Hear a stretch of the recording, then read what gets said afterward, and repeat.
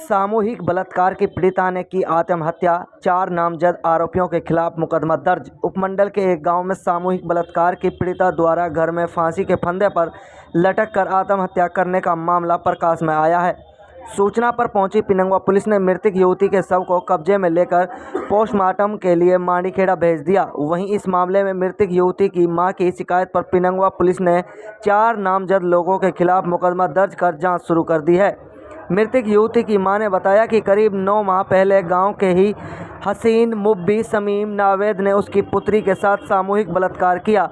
घटना के बाद उसकी पुत्री गर्भवती हो गई। 9 फरवरी को दोपहर लगभग 12 बजे उसकी पुत्री ने एक पुत्र को जन्म दिया, जिसके उपरांत चारों आरोपी उसके घर आए और उसकी पुत्री के बच्चे को छीन कर ले जाने लगे। विरोध करने पर आरोपी उन्हें जान से मारने की धमकी देकर चले गए। इसके बाद रात में चारों आरोपी आपराधिक षड्यंत्र के तहत उसके घर आए और उसकी पुत्री से बच्चे को छीन कर ले गए। घटना के बाद उसकी पुत्री व्याकुल और दुखी हो गई। रात के करीब 11 बजे जब वो घर के अंदर गई तो उसने अपनी पुत्री को छत से एक रस्सी से लटका हुआ पाया। इस दृश्य को देखकर उसने शोर मचाया तो आसपास के लोग आ गए। लगभग 8-9 महीने पहले इस लड़की को 4 लड़के अगवा करके लेके गए। उसके बाद गांव में इसकी गांव में पंचायत हुई। उसके बाद इनका फैसला हो गया। उसके बाद में क्या हुआ कि बच्ची को हमल ठहर गया और हमल ठहरने के बाद ये बराबर इनको टॉर्चर करते रहे कि अगर तुमने इसकी डिलीवरी कराई तो हम तुम्हें जान से मार देंगे। इस डर से ये गरीब है बेचारे, बिल्कुल गांव में जगह नहीं है रहने के लिए। इनके पास मंगी ज़मीन में रह रहे हैं, ऐसे कोई ज़मीन भी नहीं है इनके पास। तो ये डरते रहे, इन्होंने किसी से डर की वजह से कहा नहीं। उसके बाद में बच्चा दिन पे दिन टाइम बढ़ता गया तो बच्चा अब कल 9 तारीख को 9 महीने का पूरा हो गया और बिल्कुल सही सलामत वो पैदा हो गया घर पे ही, ना कि किसी हॉस्पिटल में नहीं लगे, घर पे ही पैदा हुआ है। उसके बाद में क्या हुआ कि उन लड़कों को पता चला कि बच्चा पैदा हुआ है, तो लड़का पैदा हुआ तो वो उनके घर पे आए लगभग 1:30-2 बजे और उन बच्चे को लेने के लिए बोला कि भाई बच्चा हमें दे दो। घर वालों ने विरोध किया, उन्होंने नहीं दिया तो वो वहाँ से चले गए। जाने के बाद में रात में 9-9:30 बजे वो फिर दोबारा आए और हथियार के बल पे इन्होंने ज़बरदस्ती इनको मारा, कूटा, थप्पड़ तमाचे दिए इनके और देके उन बच्चे को लेके चले गए।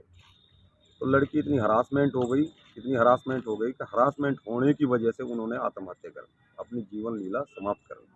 अभी बच्चा किसके पास है? अभी बच्चा उन्हीं लड़कों के पास में। क्या जीवित है? जीवित है। अब आप क्या चाहते हैं? हम ये चाहते हैं कि उनके कड़ी से कड़ी सजा दी जाए। वो बहुत ही ज़बरदस्त अपराधी हैं जिन्होंने इतना घिनौना काम किया। तो हम तो यही चाहते हैं और सबकी यही डिमांड है कि उनको सख्त से सख्त सजा दी जाए, कानून कार्रवाई की जाए। कितने लड़के शामिल है? मैं लड़की का चचेरा भाई लगता हूँ। कितने लोग शामिल हैं? उसमें 4 लड़के शामिल हैं। नाम मुबीन खान है, मैं मेंबर पंचायत हूँ प्रेजेंट में। जैसा कि हमारे गांव में कोई बहुत बुरा हादसा हुआ है, ये बहुत ही बुरी नाजुक चीज़ है जो एक नाबालिग बच्ची के साथ ही अपहरण भी हुआ, फिर उसके साथ प्रेग्नेंट भी हुई, उसको धमका कर। ये सच बात है। मैं सरकार से निवेदन करता हूँ ऐसे गुनहगार आदमी को सख्त से सख्त सजा दी जाए। सुनने में आ रहा है आरोपियों पर पहले भी कई मुकदमे हैं। हाँ, पहले भी कई मुकदमे चल रहे हैं उनके। ऑलरेडी उन्हें हथियार भी है जो उन्होंने अपने फेसबुक पे छोड़ रखा है। कट्टा के बल पे ये बच्चा को अपहरण किया उन्होंने। कानूनी कार्रवाई कैसी हो रही है? कानूनी कार्रवाई ठीक हो रही है, इन्वेस्टिगेशन चल रहा है, पोस्टमार्टम होगा, उसके बाद देखते हैं क्या होता है। हम तो सरकार से ही निवेदन कर रहे हैं ऐसे आरोपियों के खिलाफ सख्त कार्रवाई की जाए जो आगे ऐसा कोई और ना हो पाए।